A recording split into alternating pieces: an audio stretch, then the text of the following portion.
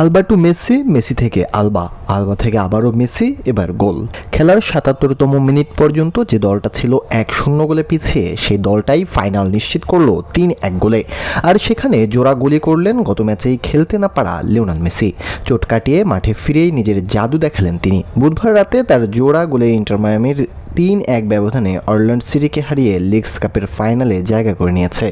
ডান উরুর ইনজুরির কারণে টানা ২টি ম্যাচ বাইরে ছিলেন লিও। তবে ফিরতি ম্যাচে আলো ছড়ালেন ৮ বারের ব্যালন ডিওর জয়ী এই আর্জেন্টাইন তারকা। ম্যাচের ৭৭তম মিনিটে পেনাল্টি থেকে গোল করে দলকে সমতায় ফেরান তিনি। এরপর ৮৮তম মিনিটে জর্দি আলবার সঙ্গে দুর্দান্ত সমন্বয়ে স্বাগতিকদের এগিয়ে দেন। যোগ করার সময়ে তেলাস্কো সেগোভিয়ার গোলে ব্যবধান আরও বাড়িয়ে ৩-১ ব্যবধানে জয় নিশ্চিত করে মায়ামি। ম্যাচের শুরুটা অবশ্য মায়ামির জন্য কঠিন ছিল। প্রথম অর্ধের অতিরিক্ত সময়ে ক্রোয়েশিয়ার মার্কো পাসালিচের গোলে এগিয়ে যায় অরল্যান্ডো সিটি। ঘরের মাঠ চেজ স্টেডিয়ামে হতভম্ব হয়ে পড়ে দর্শকরা।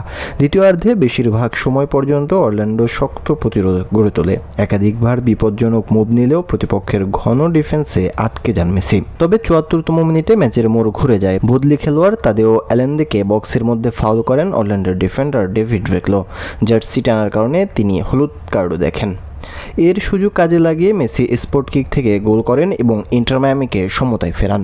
সেখান থেকে শুরু হয় মায়ামির প্রত্যাবর্তন। শেষ দিকে মেসির দ্বিতীয় গোল এবং সেগোভিয়ার গোলের সুবাদে বড় জয় নিয়ে ফাইনালে পৌঁছায় ইন্টার মায়ামি। উল্লেখ্য ২০২৩ সালে MLS-এ যোগ দেওয়ার পরপরই লিগস কাপ জিতেছিল মেসির ইন্টার মায়ামি। এবার সেই ট্রফির পথে অগ্রসর হচ্ছে দলটি। মেসির দুর্দান্ত ফর্মে মায়ামি সমর্থকদের মধ্যে ফের জেগেছে শিরোপা জয়ের স্বপ্ন।